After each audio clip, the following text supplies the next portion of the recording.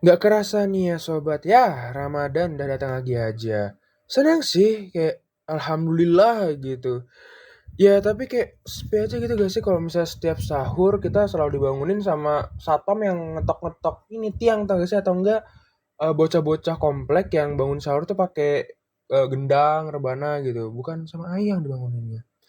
Tapi walaupun masih menjadi jakut yaitu jomblo akut ya kita tetap berpuasa lah ya teman-teman, walaupun nggak ada ayah.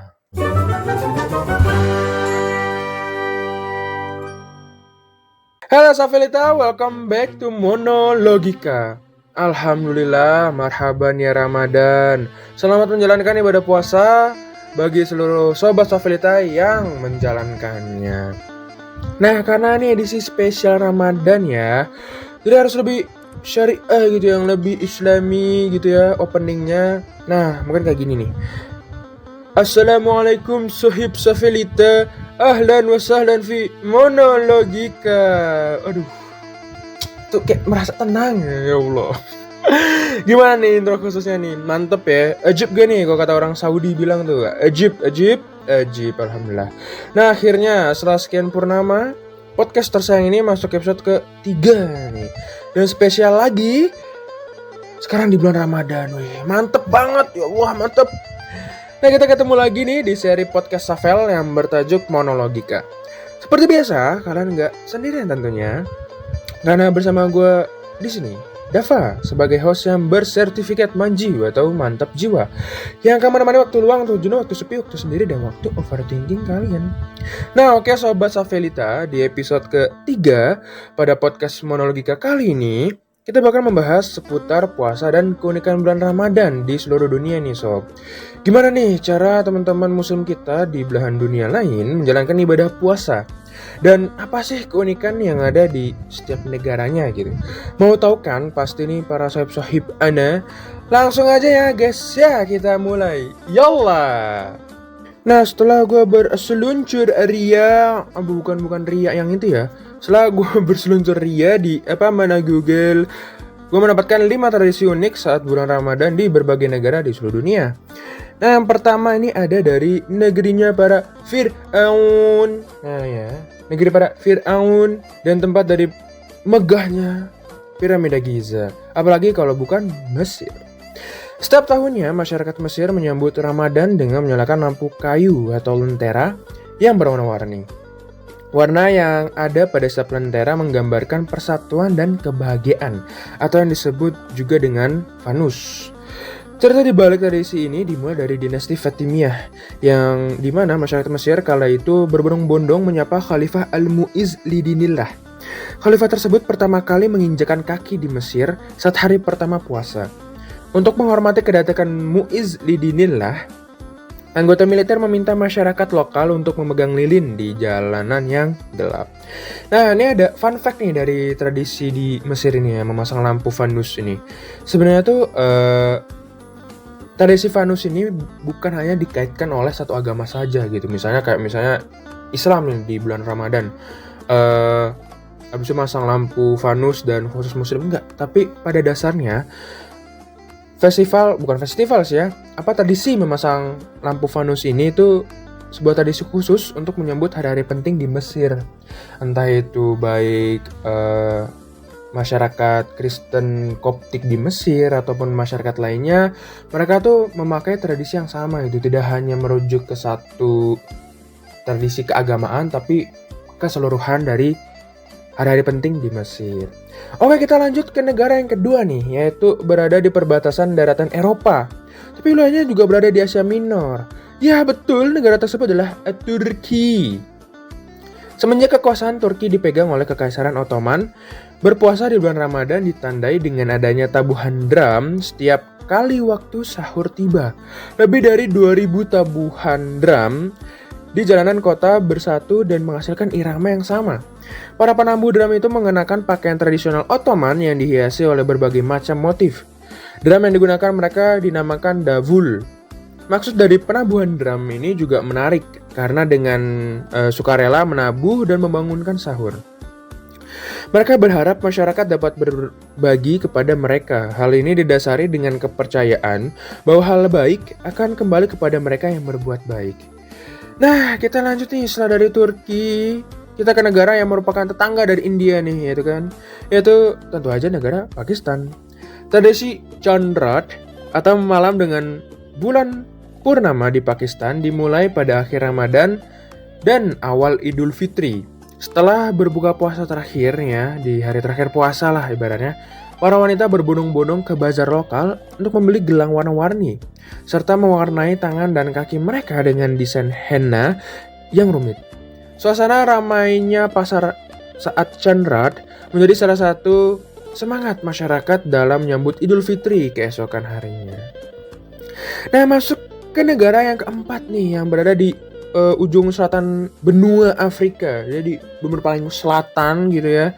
Tentu saja negara tersebut adalah Afrika Selatan. Nah, akhir Ramadan ditandai dengan munculnya bulan sabit pertama.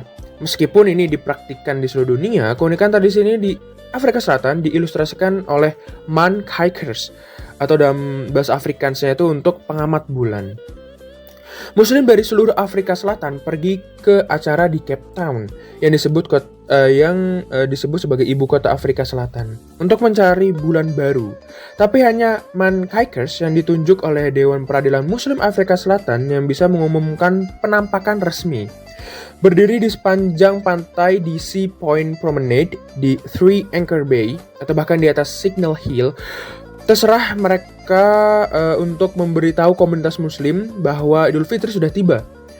Bulan harus terlihat dengan mata telanjang dan pada malam yang sangat cerah di Cape Town tidak ada pemandangan yang lebih indah lagi dari itu. Nah, akhirnya kita masuk ke negara terakhir nih ya kawan-kawan.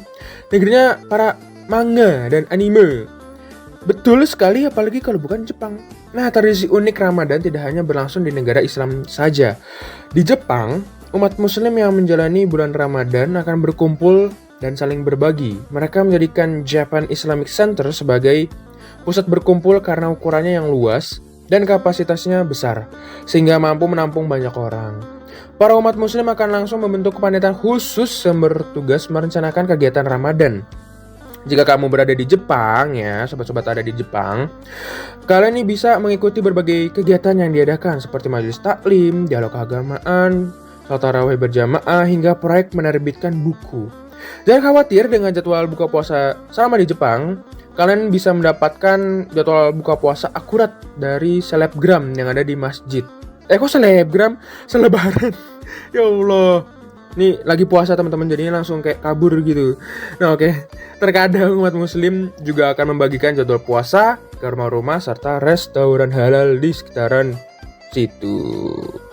Dan ya mungkin segitu aja sobat Safelita, para sahib ana di luar sana, tentang podcast Monologika episode ketiga kali ini. Ya gue harus selalu semangat dan gue harap kalian juga selalu semangat ya kan.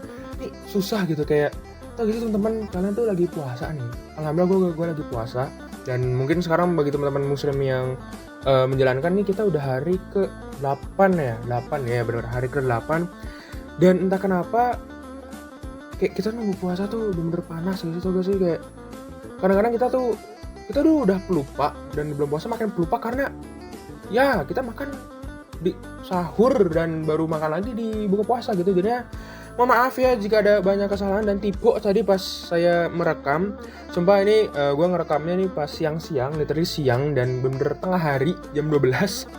Dan iya betul sangat panas dan juga penuh kesabaran gitu teman-teman.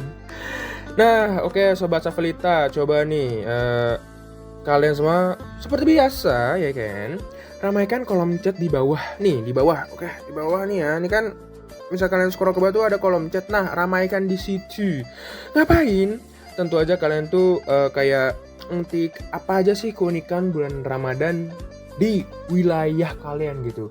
Misalkan di Semarang keunikannya apa, di Solo keunikannya apa, di Jogja, di Kalimantan. Pasti di setiap daerah di Indonesia memiliki keunikan masing-masing ya kan.